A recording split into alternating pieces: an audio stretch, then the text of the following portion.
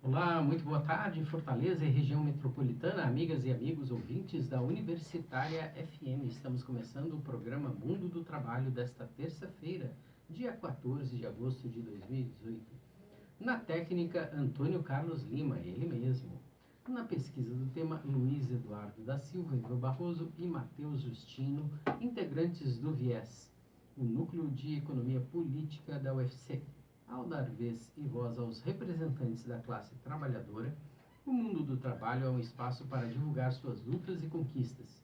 Hoje vamos debater o sistema financeiro e a luta dos trabalhadores bancários. Para tratar do assunto, convidamos o professor Júlio Ramon Ponte e o bancário aposentado Fernando Saraiva. Bem-vindo ao programa, professor Júlio Ramon, boa tarde. Boa tarde, é uma satisfação estar aqui com vocês. E agradecer pelo convite, mas agradecer ao VIES, à FM Universitária e essa grande oportunidade de rever aqui um grande amigo, meu amigo Fernando, companheiro de grandes batalhas durante a época de bancário do Banco do Brasil, e esperamos aí contribuir com o debate. Júlio Ramon é formado em Ciências Sociais pela UFC, mestre em Sociologia pela UFC e doutor em Sociologia pela Universidade Federal do Rio Grande do Norte. É professor adjunto da Faculdade de Administração, atuária, Contabilidade e Secretariado Executivo da UFC. Também estará conosco o bancário aposentado Fernando Saraiva. Boa tarde, Fernando. Boa tarde, Márcio. Um prazer estar aqui. Esperamos contribuir com o debate. Fernando foi assessor de engenharia do Banco do Brasil até 2016, quando se aposentou. Formado em arquitetura e urbanismo pela Universidade de Brasília, integra a CSP Condutas e a oposição bancária. Hoje a coluna Desconstruindo a Economia será substituída por um informe do nosso núcleo VIES. Quem vai nos trazer essas informações é o Matheus. Matheus, boa tarde, bem-vindo ao programa. Boa tarde, Márcio. Obrigado pela inserção, né, que nós faremos para apresentar atividades do núcleo e tal, e trazer informes de eventos que haverão a seguir, né? No segundo semestre, muita coisa promovida pelo VIES, e a gente vai ocupar um pequeno espaço aqui no Mundo do Trabalho para trazer para vocês, ouvintes da Universitária FM, essas novidades aí do VIES. Entra no ar agora pela sua Universitária FM, Mundo do Trabalho, com apoio cultural da AFBNB, Sindijustiça, Sindifice e Sintaf, além da FETANCE. Esse apoio ajuda a construir uma visão crítica sobre as relações entre os meios de produção e a classe trabalhadora, estimulando a consciência, a solidariedade e o esclarecimento sobre essas relações. Estamos aqui na Universitária FM, abrindo agora esse programa Mundo do Trabalho, e vamos abrir com um relato daquilo que é o tema que nós vamos debater hoje. A categoria dos bancários foi a primeira a garantir, em acordo coletivo, o direito à participação nos lucros e resultados, uma conquista da classe trabalhadora ao longo da Constituinte de 1988. A promoção da igualdade de oportunidades também, a licença maternidade de 180 dias e de 20 dias para a paternidade, um instrumento de combate ao assédio moral e também centros de realocação e requalificação profissional nos bancos, com o objetivo de evitar demissões em relação ao combate às perdas de postos de trabalho advindos da inserção de novas tecnologias e automação do setor bancário. Após a reforma trabalhista, aprovada em 2017, a categoria, que tem como data base para ajuste salarial dia 1º de setembro, corre o risco de perder esses e muitos outros direitos, caso não consiga renovar a convenção coletiva de trabalho. Até agora foram 6 rodadas de negociação com os bancos, e a proposta apresentada não contempla reivindicações importantes, como o fim das novas formas de contratação criadas a partir da reforma trabalhista. Cito elas: o autônomo, o terceirizado, o intermitente e o contrato parcial. Nem a garantia de emprego e melhoria das condições de trabalho. Esse é o informe, por exemplo, de Ivone Silva, presidente dos sindicatos bancários de São Paulo, Osasco e região. Os bancários pressionam a Federação Nacional dos Bancos, a FEBRABAN, por melhores propostas na negociação marcada para o próximo dia 17, a sexta-feira dessa semana, já que a categoria rejeitou a primeira proposta dos banqueiros, lançada na terça-feira, dia 7.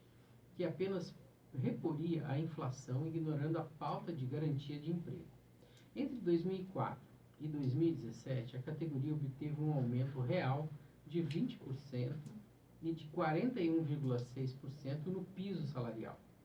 As principais reivindicações da campanha de 2018 são reajuste salarial com 5% de aumento real, considerando a inflação projetada de 3,9%, participação nos lucros resultados de 3 salários mínimos mais R$ 8.500, o piso salarial apontado pelo DIEESE, vale alimentação e refeição, 13º salário, cesta básica e auxílio creche ou babá e 14º salário.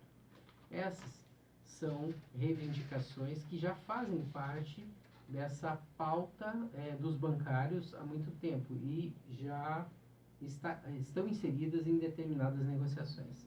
Em 2017, os 5 maiores bancos que atuam no país, Itaú, Bradesco, Santander, Banco do Brasil e Caixa Econômica, que empregam em torno de 90% dos bancários, lucraram juntos 77,4 bilhões de reais, aumento de 33,5% em relação a 2016.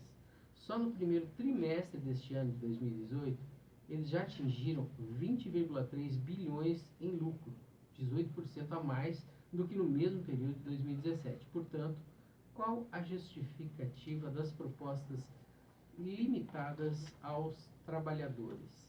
É isso que a gente vai tentar descobrir no programa de hoje, e para isso a gente está aqui na bancada com o Fernando, com o professor Júlio Ramon, e a primeira pergunta eu já faço diretamente para o professor Júlio Ramon.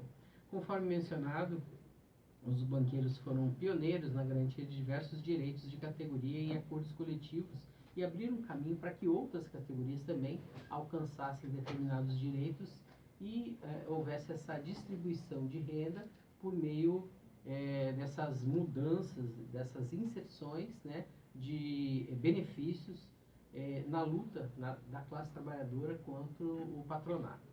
Que elementos contribuíram para essa notoriedade da categoria? Bom, é emblemático salientar que a classe bancária ela sempre foi protagonista nas lutas sociais do sindicalismo brasileiro, né? Desde a época de 30 do século passado, antes mesmo de ter a CLT, que foi promulgada já 42, 43, né, no governo Vargas. Já nessa época, nós bancários, eu me incluo na categoria, porque passei 28 anos sendo bancário, né, então a gente ainda traz conosco essa afirmativa. Desde o início da década de 30, a gente se organiza em sindicatos. O Sindicato dos Bancários aqui do Ceará, por exemplo, se eu não me engano, ele foi fundado em 1933 e sempre teve esse protagonismo em lutas, né? Sobretudo desde a época da ditadura militar. Nós tivemos aí a aguerrida diretoria encabeçada pelo Moura Beleza, né? Inclusive foi perseguido, preso depois, e na reconstituição do sindicalismo de luta combativo dos anos 80, a classe bancária estava lá novamente, né, nesse protagonismo, né, enquanto classe, e se organizando nas lutas dos trabalhadores, né? Então não é de hoje que os bancários eles sempre tiveram à frente das lutas da classe trabalhadora, enquanto demonstrando o seu poder de organização, né?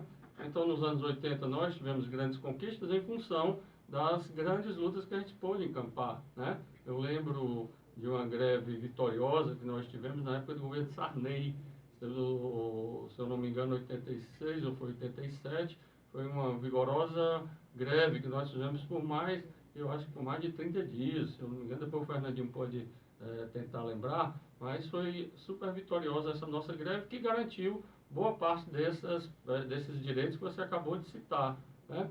Infelizmente agora está tendo essa reversão, esse quadro de retrocesso em função de um governo impostor ilegítimo, né, que foi posto com o auxílio, com o apoio, inclusive, dos banqueiros, né? Mas os bancários eles sempre estiveram à frente aí, uma das categorias que sempre esteve à frente da organização dos trabalhadores no Brasil. Fernando Saraiva, antes de entrar propriamente nas reivindicações atuais, é necessário entender quais as condições concretas de trabalho dos bancários. Como então essa categoria está organizada? Então, nossa categoria ultimamente tem sofrido horrores por parte dos banqueiros. Determina o que é o sistema capitalista. para o conjunto da classe trabalhadora. Os trabalhadores hoje, eles são extremamente explorados e esse governo que assumiu recentemente, ele, na verdade, no meu entendimento, ele dá continuidade a um processo todo que vem se desenvolvendo em governos anteriores também, que é um total desrespeito com os trabalhadores que produzem toda a riqueza do país, e nós, por exemplo, que somos bancários, né? Embora eu esteja aposentado, vou completar 2 anos de aposentado, mas ainda em mim persiste toda a questão do funcionamento de um banco e como a classe bancária é hoje extremamente explorada pelos banqueiros. Só para ter uma ideia, um bancário, ele trabalha 4 dias para receber o salário e todos os direitos que ele tem. O resto do mês inteiro, ele dá todo para os banqueiros. Então, quer dizer, é um absurdo Como se chega a a esse forma cálculo? como a exploração no sistema bancário é executada. A gente precisa, até para poder contextualizar, né, para os nossos ouvintes, como que a gente chega a esse cálculo, né? Como que a gente pode compreender essa alteração, né? Que isso é um absurdo, né? É um absurdo muito grande o fato de a gente ter que trabalhar, a gente trabalha durante 4 dias para receber o nosso salário, se eu for um trabalhador bancário, e o restante do tempo que eu estou trabalhando, eu estou me dedicando ao lucro do banqueiro, né? Como é que a gente faz esse cálculo da mais-valia, Fernando? Então, esse cálculo, basta a gente frequentar os dados, né? Quando você tem um lucro do banco e você divide pelo salário de todos os funcionários, você tem esse resultado na ponta do lápis. Esse foi um estudo realizado pelo ILAES, Instituto Latino-Americano de Estudos Sociais e Econômicos. Ele tem uma cartilha, e é dessa cartilha que tem, inclusive, banco por banco, mostrando essas diferenciações. Mas só é uma amostra, né, de como o bancário hoje é extremamente explorado. E o salário dele, à medida que passa, ele diminui cada vez mais e o lucro dos bancos aumenta cada vez mais. A gente teve aqui na semana passada uma discussão bastante interessante nesse sentido, ouvindo o professor Carlos Américo, ouvindo o professor Nildo Rix, lá de Florianópolis, e eles estavam falando a respeito justamente da inserção, né, dessa financiarização no capitalismo brasileiro, né? Júlio, as organizações sindicais dos bancários estão a enfrentar um duro processo de negociação que já chegou à 6ª proposta rejeitada por ser incompatível com as necessidades desses trabalhadores. Como esta se iniciou esse processo e como ele se desenvolveu, né? Há a expectativa de estruturar algum acordo pela via negocial? Eu estive acompanhando alguns sites aí de alguns sindicatos, né? Está muito difícil que se chegue a um acordo sem a luta. Mais uma vez, a perspectiva vai ser uma perspectiva mesmo de ir para o confronto, pelo que eu estou avaliando, né? Porque os banqueiros não estão cedendo, né? E agora, com essa famigerada contra-reforma trabalhista, né? O que acontece? Aqueles direitos e prerrogativas que eram garantidos automaticamente de uma convenção coletiva para outra, não há mais essa garantia, né? Então, agora os banqueiros, sobretudo os banqueiros dos bancos particulares, pelo que eu andei levantando, não estão querendo sequer renovar, né, aquelas cláusulas dos acordos anteriores, o que leva a uma situação dramática para os bancários, né? Por quê? Porque agora a luta vai ser em 2 instâncias, tanto na instância da reposição salarial, na tentativa de alçar aí algum ganho real, e na preservação de direitos que já são consumados, às vezes há décadas, né? Então vai ser dramático essa disputa, né? Aí entre os representantes do capital rentista, os banqueiros e os bancários mais uma vez, né? Esperamos que a classe bancária esteja unida, esteja organizada para mais esse enfrentamento que se avizinha, né? Porque eu acho que pela via negocial há uma perspectiva muito pouco provável que haja um acordo entre banqueiros e bancários na atual circunstância, nesse cenário em que o Brasil se encontra, né? Infelizmente, a gente tem que pontuar desfavorável para a classe trabalhadora em face dos ataques sofridos nos últimos praticamente 2 anos desse governo, que aí emergiu com uma proposta absolutamente avassaladora, né, do ponto de vista das conquistas sociais, não só dos trabalhadores, mas das classes subalternas, daqueles que mais necessitam, né, do Estado brasileiro. Se a gente for olhar, né, com uma lupa, a gente vai perceber que a proposta original vinda do Palácio do Planalto foi bastante piorada pela composição do Congresso Nacional, né? Saiu do Palácio do Planalto algo em torno de 7 a 9 alterações em artigos da CLT e, quando aprovada, a legislação tinha alterado 206 artigos da consolidação das leis do trabalho. Nesse sentido, Fernando, a reforma trabalhista é um elemento central que influenciou o atual processo de luta dos bancários. Pois a categoria tem até o dia 1º de setembro para chegar a um novo acordo. Que potencial tem ela com a quebra desse princípio da ultratividade, ou seja, aquilo que o Júlio Ramon acabou de colocar, que em 31 de agosto, encerra-se, né, toda a validade do conjunto de conquistas dos últimos 30, 40 anos. Você estava falando que em 86, 87... Começou esse processo de conquista da classe trabalhadora. E, então, acaba a ultratividade e enfraquece as organizações de classe, bem como os trabalhadores. Nesse caso dos bancários, como é que a gente analisa isso, Fernando? E o que a gente pode esperar dessa classe trabalhadora, já que você faz parte da base e continua aí muito ligado às questões de luta, né, dos trabalhadores bancários?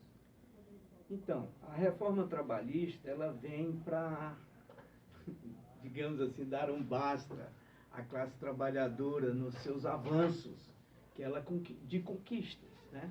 Na verdade, toda a reforma, tanto a reforma trabalhista como a reforma previdenciária, que ainda não conseguiram implantar por resistências, né? Totalmente.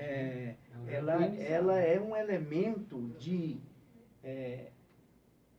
afirmação do sistema capitalista e tentativa de fazer com que cada vez mais os trabalhadores voltem a um estado que a gente até diz que é uma proximidade à época da escravatura, né? Por quê? Porque, olha só,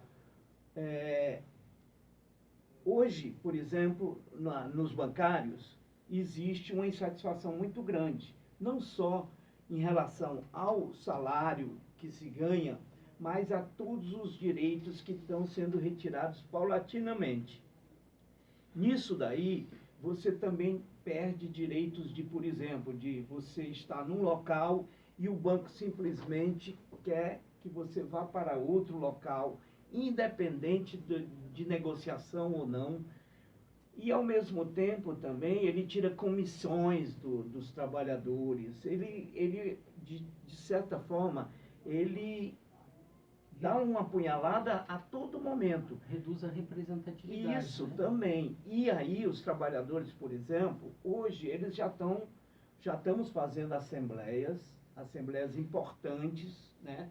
Por exemplo, a assembleia que teve aqui em Fortaleza, foi a primeira da campanha salarial, ela decretou estado de greve. Nós já estamos com a possibilidade de fazer mais uma greve, que, olha só, nós tivemos um intervalo aí, porque todos os anos era sagrado que os bancários iam fazer a sua greve. E ano passado a gente não fez greve, porque foi feito um acordo que já é uma antecipação dessas reformas que estão acontecendo, que infelizmente contou com a ajuda de direções sindicais que fizeram um acordo de 2 anos. No lugar de você fazer tua campanha salarial todo ano, nós tivemos um intervalo aí de 2 anos. Então agora É mais do que urgente que os bancários, para exercer as suas necessidades, eles vão naturalmente fazer uma greve nesse país. Tem muita coisa represada nesse segurar durante 2 anos, em termos de direitos e de conquistas que não se alcançou, por conta desse acordo. Acho que, por exemplo, o fato de ter sido feito um acordo de 2 anos permitiu, em outros campos, avanço do patrão e do sistema. Por exemplo, Caixa de Assistência do Banco do Brasil. A Caixa de Assistência do Banco do Brasil, assim como a FONSEF da Caixa Econômica, FONSEF na Caixa Econômica e a CACI no Banco do Brasil.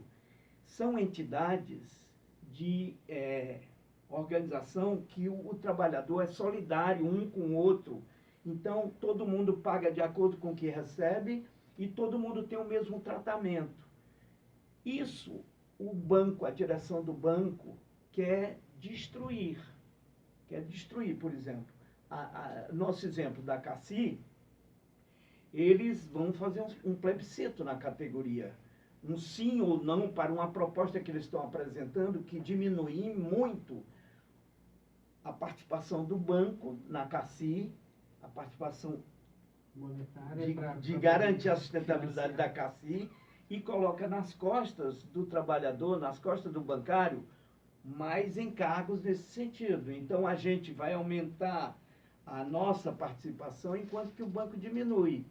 É exatamente o inverso, porque o banco tem mais lucro e o salário está diminuindo, e é por isso que, com a diminuição do salário e das condições, a gente, claro que para sustentar a CACI, a gente vai contribuir com menos.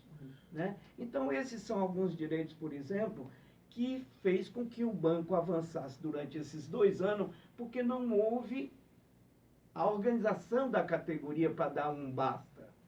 Então, não houve greve ano passado e isso fez com que eles avançassem. Os banqueiros avançaram. Professor Júlio, qual a influência das novas possibilidades de contratação de mão de obra, exemplo da terceirização indiscriminada, nas condições salariais e de trabalho dos bancários? Importante salientar que o banco já vem fazendo esse tipo de... Os bancos, de uma forma geral, né, o Banco do Brasil em particular, foi inclusive tema da nossa pesquisa, aí já lá a gente chamava, hoje em dia trabalho de conclusão de curso, na época ainda era monografia na nossa época, né? Pois muito bem, já naquela época, na UES, na década de 90, a gente já fez um trabalho sobre essas novas formas de inserção de terceirização no âmbito do banco, né? Sobretudo do Banco do Brasil. Naquela época a gente já notava formas inusitadas, como a utilização do estágio remunerado como uma terceirização branca. De fato, né, isso ocorria sobretudo lá nos centros de processamento de dados, né, uma utilização exacerbada desse tipo de força de trabalho, né, o estágio remunerado, aí fazendo o trabalho similar ao trabalho do bancário. Então já não é novidade na esfera do banco, no universo bancário, esse tipo de inserção de forma velada. Agora, com essa nova legislação, que simplesmente desautoriza as empresas, né, a ter um quadro fixo na sua atividade nuclear, eu creio que vai ser uma devastação em termos de radicalização desse tipo de contratação de terceirizados, né, uma vez que agora está liberado pela legislação. Né? Então é importante que os trabalhadores se organizem no sentido de tentar um novo regramento, né, da legislação trabalhista, de forma a que isso não possa se estabelecer de uma vez por todas, né, nas relações de capital e trabalho no Brasil, que é uma verdadeira fórmula de ainda precarizar mais as condições de trabalho do nosso país, que já estão bem precárias, né, do ponto de vista, sobretudo, aí, da remuneração e das condições de trabalho.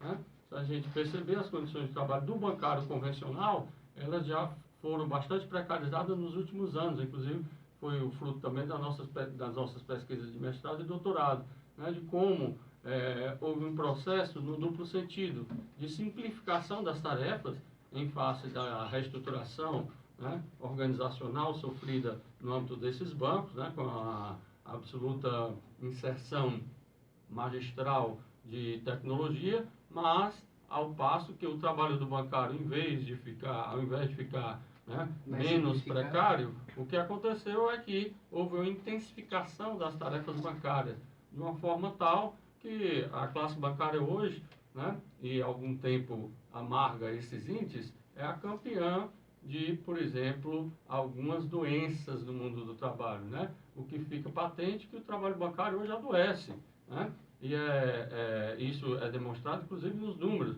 né, de afastamento para o tratamento fora do ambiente laboral, por exemplo, tratamento no âmbito do INSS, né? Aqueles afastamentos, inclusive por acidente de trabalho.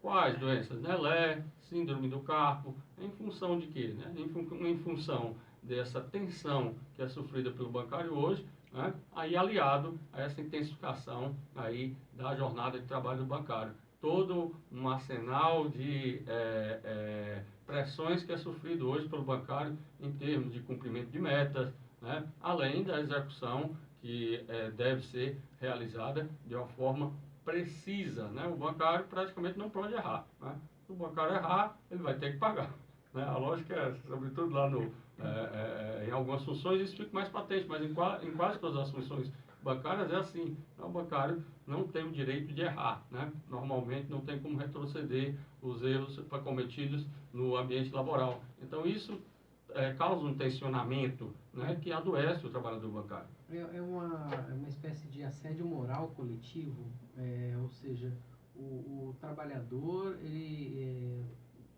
se cometer qualquer tipo de erro ou equívoco, ele é cobrado no dia seguinte ou na hora mesmo pelo seu superior, e quem emite esses relatórios, quem faz essa análise, são os próprios pares de trabalho, ou seja, um gerente coordenando quantos trabalhadores. E, assim, em relação à queda no número de postos de trabalho, né, isso sobrecarregou de maneira exacerbada os trabalhadores, ou não, Júlio? Ah, sim, né, sem dúvida. Lá, ainda nos anos 80, nós tínhamos o dado que no Banco do Brasil nós tínhamos 120 mil funcionários, né? De uma tacada só, na época do governo FHC, houve aí uma reestruturação bancária, em que foram perdidos 40 mil postos de trabalho só no Banco do Brasil, né? Entre demissões voluntárias e involuntárias, né? Muitas delas causando inclusive suicídios, né? E isso, o que é mais gritante, é que era previsto por uma assessoria que foi contratada pelo próprio banco à época. Então já se previam esses suicídios para ver o nível de absoluta, a gente pode dizer, iniquidade que foi realizado esse tipo de planejamento, né? Hoje o Banco do Brasil teve uma certa recuperação, né? Tem 97 mil funcionários hoje, né? Mas mesmo assim muito aquém, pela avaliação que a gente vê dos sindicatos, daquilo que realmente o banco precisaria para cumprir as suas funções, inclusive de banco público, né? Outro problema que hoje está sendo enfrentado, no âmbito do Banco do Brasil especificamente, é o enxugamento de pessoal das agências, intensificando ainda mais a jornada de trabalho daqueles que lá ficam. Vai para onde, né? Os colegas estão sendo encaminhados lá para o que eles chamam de escritórios, que nada mais são do que estruturas, né, voltadas para o teletrabalho, para aquelas ligações que a gente recebe sempre de bancos, pedindo para a gente comprar, né, algum ou outro produto. Normalmente agora isso aí vem dessas novas estruturas chamadas escritórios, cuja marca é o teletrabalho, que também é outra forma de precarização das relações de trabalho no Brasil, né? Então todo esse conjunto de coisas faz com que enfraqueça as condições salutares do trabalhador bancário, né? A gente se encontra aí no ambiente e em dinâmicas de precarização cada vez mais aguçadas, né? Infelizmente a perspectiva é essa. E há sim, né, eu digo a médio e longo prazo, sobretudo, a perspectiva de redução de postos de trabalho, né? Em função da própria reestruturação do capital, né? A reestruturação do capital, como dizia Marx, está aliada, né, sempre à intensificação de novas inserções de tecnologia, e essas inserções de tecnologia, a história nos mostra, desde a Revolução Industrial até hoje, elas são acompanhadas de dois processos. Um é a simplificação do trabalho, propriamente dito, né? E a outra da redução de postos de trabalho, né? Infelizmente, é assim que caminha o capital. Para o capital, eu sempre costumo dizer para os meus alunos lá, né, da FEAC, o capital, né, o objetivo final não é satisfazer as necessidades humanas. A necessidade do capital, aquilo que ele, assim, tem por objetivo, é a realização do lucro, a acumulação mais e mais, né, da lucratividade, no caso do banco, a acumulação rentista. Fernando, a gente tem como entender a aparente contradição entre as propostas apresentadas pelos banqueiros à categoria dos bancários em contexto de redução de postos de trabalho. O professor Júlio acabou de citar, né, que ainda no início do governo FHC, antes daquela proposta de aposentadoria precoce ou mesmo desligamento, foram perdidos cerca de 40 mil postos e depois voltou-se a um nível de 97 mil bancários, né? Eu vou te apresentar outra cifra aqui, né? De 2016 para 2017, 14.080 bancários foram demitidos, segundo o DIEESE. E os lucros dos grandes bancos, que mesmo sob a crise econômica por que passa o Brasil, atingem recordes. Como que isso se dá? E tem como a gente destrinchar melhor, já que você até mesmo já abordou isso durante a sua primeira resposta? Bem, a crise do capitalismo, ela se reduz à tentativa de aumentar a taxa de lucro dos banqueiros e dos grandes empresários. Então é aquela história, são poucos homens que exploram uma grande maioria da população que é explorada. Isso, então, o capitalismo é no mundo inteiro, desde da época da Primeira Guerra Mundial, que a expansão do capitalismo, o sistema imperialista, ele predomina sobre a face da Terra. Então, é um sistema que está ultrapassado, deveria estar ultrapassado, mas ele não se extingue simplesmente com um decreto. Ele tem que ser derrubado, ele tem que se extinguir a partir da organização do conjunto da classe trabalhadora para fazer uma revolução. Isso é que é a necessidade.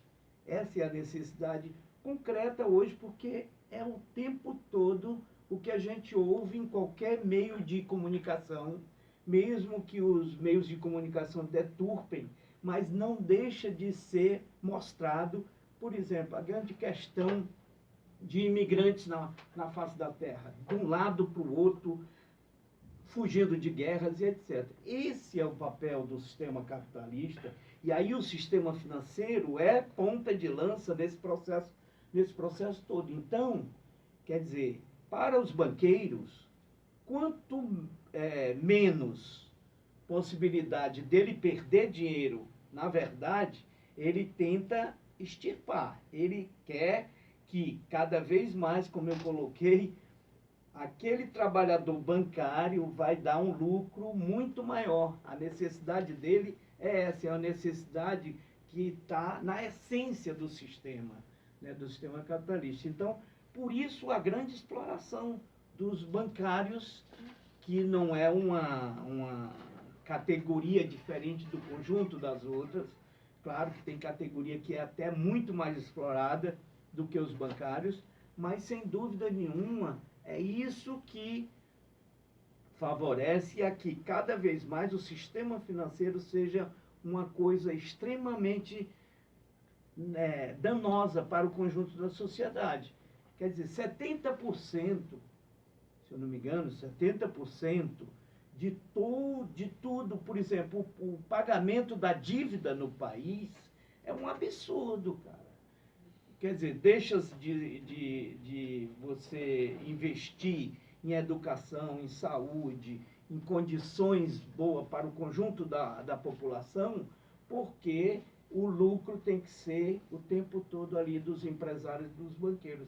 E para isso eles patrocinam os políticos e eles patrocinam e depois eles cobram e, na verdade, é uma bola de neve. Quer dizer, cada vez mais o trabalhador ganha menos, tem condições, ele produz tudo, mas ele tem condições de se apropriar de pouco, enquanto que meia dúzia de milionários, bilionários, né, usufruem de toda os poderes e as condições nesse aspecto. Se a gente for olhar, né, com uma lupa, aquilo que você está falando é que na época de Tiradentes houve uma grande revolta porque era cobrado o quinto, né, o quinto real. Ou seja, 20% daquilo, tudo que era produzido de ouro, né, pelos brasileiros, era confiscado ou era tomado em valor de impostos pela coroa portuguesa. A coroa, né? Hoje em dia a gente tem uma cifra aí de 42% de tudo aquilo que é arrecadado em impostos é revertido para chamada dívida pública. Religiosamente. Né? Aí a gente chega mais ou menos nesse ponto que você falou, né? Dando continuidade a isso, eu queria trazer aqui uma outra face, né, daquilo que a gente está observando, né, em relação a essas mudanças propostas, né? A Justiça do Trabalho no interior de São Paulo proíbe o Carrefour de controlar a ida de funcionário ao banheiro, né? A Justiça do Trabalho de São Paulo concedeu uma liminar pedida pelos sindicatos comerciais de Osasco e região contra o Carrefour, que estaria controlando a ida dos empregados ao banheiro. A decisão é provisória. A empresa informou que irá recorrer. Em decisão de 27 de julho, a juíza Ivana Meller Santana, da 5ª Vara do Trabalho de Osasco, identificou condições consideradas degradantes para os empregados. De acordo com o Sindicato dos Comerciários, nas sedes de 7 cidades, Barueri, Carapicuíba, Embu, Itapevi, Jandira, Osasco e Taboão da Serra, operadores de atendimento e de telemarketing são obrigados a utilizar as chamadas filas eletrônicas, entre aspas, né, para o uso do banheiro. Além disso, devem manifestar a necessidade do uso registrando o nome no sistema eletrônico de fila e avisar o supervisor em caso de urgência.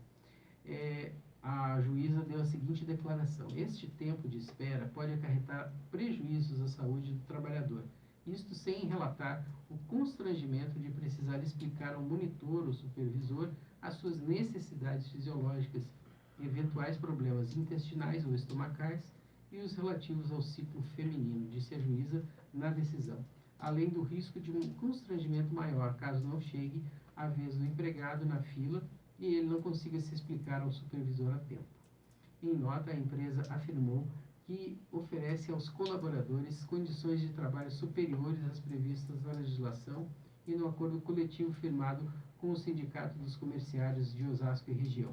O Carrefour informou ainda que irá recorrer da decisão, reforçando o respeito com seus colaboradores e o compromisso com o cumprimento integral da legislação. Aqui entra uma boa análise, professor Júlio, a respeito daquilo que a gente diz, né, e a forma como a gente age perante essas condições que a gente observa, né, que é você, primeiro, não chamar o trabalhador de trabalhador e sim de colaborador, né? Como que o senhor analisa isso?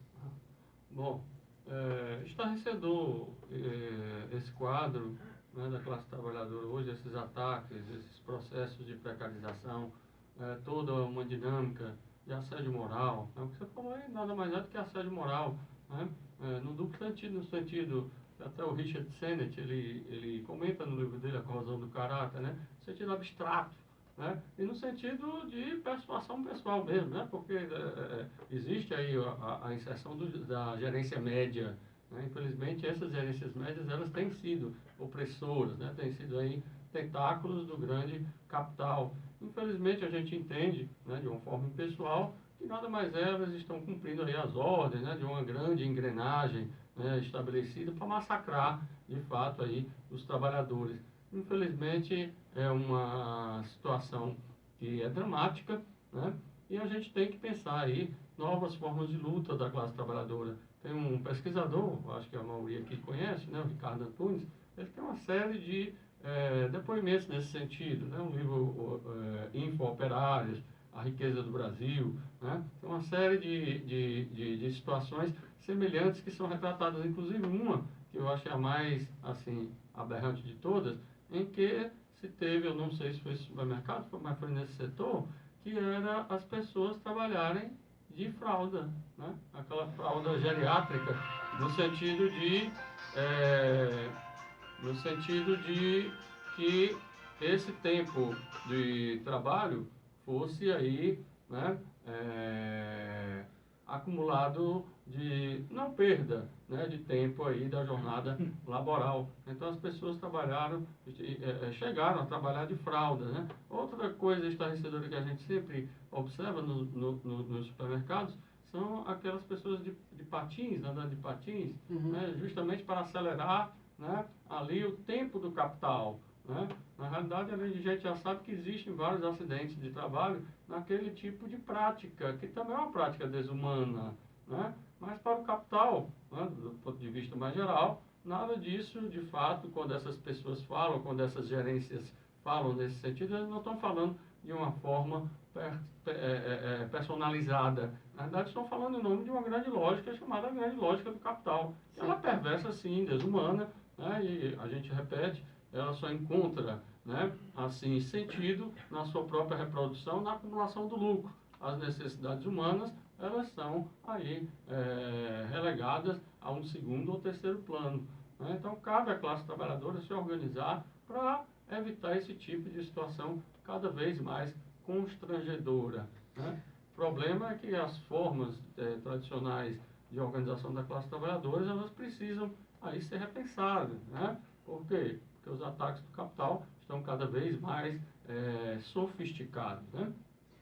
Professor, agora eu vou ler mais uma notícia aqui, ó. Com a intervenção do TST, trabalhadores e trabalhadoras dos Correios mantêm estado de greve e esperam fechar acordo com avanços. Os trabalhadores dos Correios decidiram em assembleias realizadas na noite do dia 7 de agosto pela suspensão da greve depois que o Tribunal Superior do Trabalho, TST, apresentou uma proposta de acordo que os sindicalistas consideraram positiva.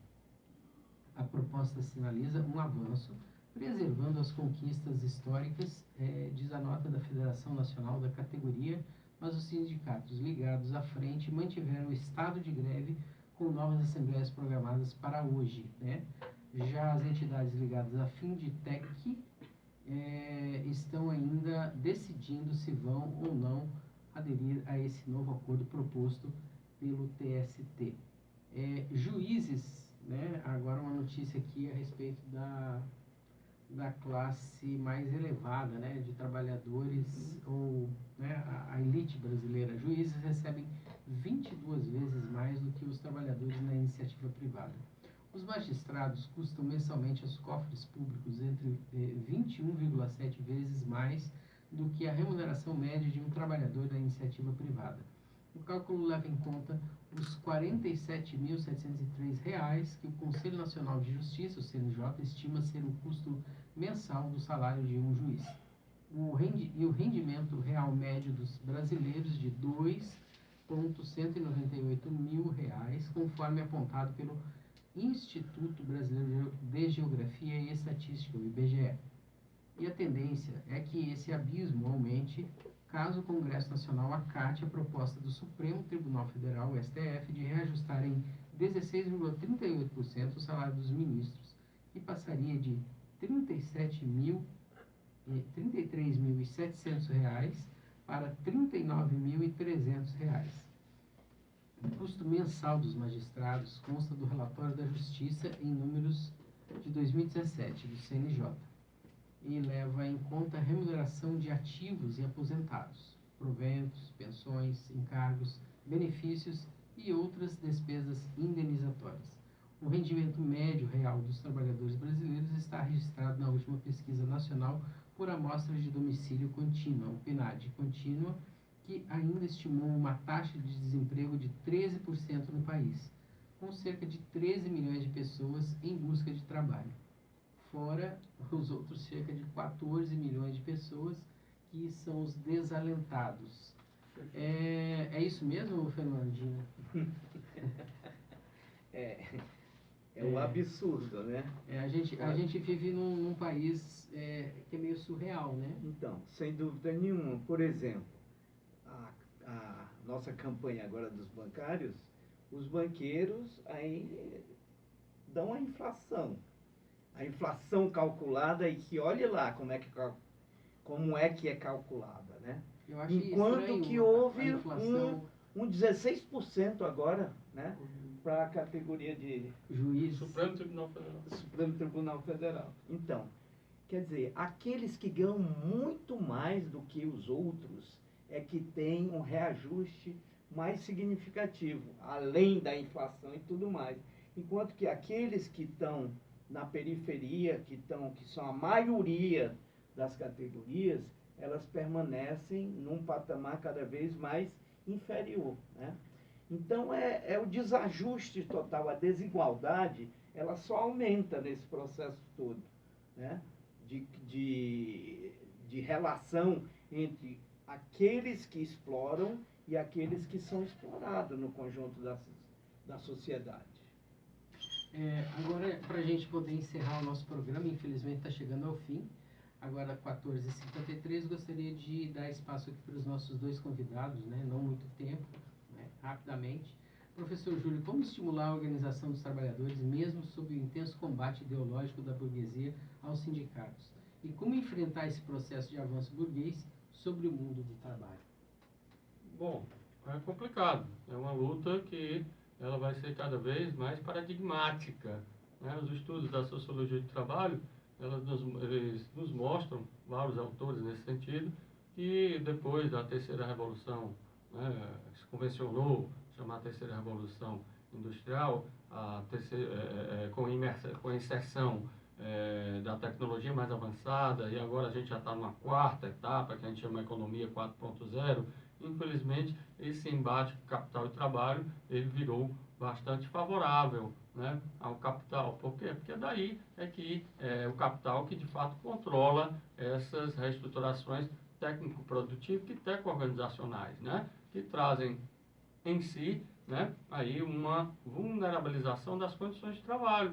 Né? Por quê? Há um processo de simplificação de trabalho, que é inerente a uma categoria que o professor Écio Alves de Oliveira muito bem montou, né, construiu, chamado aí um processo contínuo de qualificação desqualificante, e há também, né, aí a própria redução de postos de trabalho. Né? Isso aí é demonstrado por vários autores.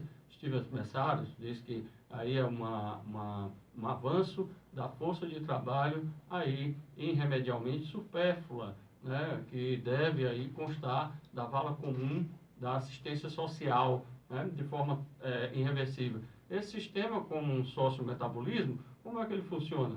Você só é interessante para ele enquanto você for produtivo, tanto trabalhadores quanto empresários. Se você não for mais produtivo, você de fato é alijado desse sistema, né? Você vai estar fora desse sistema, né, como um elemento que não mais interessa. Então é complicado, é uma luta doravante que tem que unir tanto os trabalhadores como aqueles que não conseguem mais se inserir na esfera do mundo do trabalho. Obrigado, professor Júlio. Agora, rapidamente, a gente vai para um recadinho de vocês. Antônio Carlos Lima, vamos para a coluna. Em 22 de agosto de 1978, um comando da Frente Sandinista de Libertação Nacional da Nicarágua, organização de esquerda de luta contra o imperialismo norte-americano e a ditadura do clã Somoza no país, toma o Palácio Nacional de Manágua, sede do Congresso Nacional. A ação, que ocorre no início de uma sessão da casa, conta com 25 guerrilheiros. Nela decorre a rendição dos soldados da Guarda Nacional de Somoza após um longo tiroteio e o sequestro de ministros e congressistas. A bem-sucedida ação alcança os objetivos: a libertação dos presos políticos aliados, uma quantia em dinheiro e a garantia de saída do país dos líderes do comando. Esse foi um importante golpe na ditadura sanguinária de Somoza, derrotado definitivamente em 19 de julho de 1979, quando a Força de Libertação Nacional da Nicarágua ocupa a capital Manágua. Agora, a uma pergunta final para o Fernando Saraiva. Que medidas têm tomado os sindicatos da categoria para fazer um enfrentamento a esse processo de destruição dos direitos do trabalho? Há no horizonte alguma possibilidade de um avanço dos trabalhadores? Sobre Sobre essas condições. Bem, eu acho que a forma que os bancários podem dar uma resposta agora aos ataques todos que estão sendo feitos à categoria é fazer uma greve com muita persistência e tipo uma greve, aquela que o Ramon falou aqui, de 30 dias, entendeu? Porque, cara, para todos os ataques, nós temos que ter uma resposta à altura. E a classe trabalhadora precisa dessa resposta. Na verdade, não só são os bancários que precisam fazer greve nesse país, são várias categorias que estão agora em campanha salarial, mas nós continuamos necessitando, desde o ano passado, quando a gente fez em 28 de abril, uma greve geral nesse país, nós precisamos fazer uma outra greve por tudo que a gente vem sofrendo na conjuntura. E para dar uma resposta a esse governo de que ele não pode simplesmente ir fazendo as suas reformas que prejudicam a classe trabalhadora, e os trabalhadores precisam, enfim, tomar iniciativa nesse sentido. Então, acho que uma greve dos bancários agora forte, ela favorece a essa possibilidade de construção de uma greve geral no país, que é uma necessidade premente do conjunto dos trabalhadores. Muito obrigado, Fernando Saraiva, professor Júlio Ramon, muito obrigado. O Matheus Justino também, que está aqui na bancada com a gente. E vamos encerrando por hoje o programa Mundo do Trabalho, agora 14 horas e 59 minutos. E voltamos na próxima terça-feira, dia 21 de agosto de 2018, com Antônio Carlos Lima no comando. Um abraço e até lá.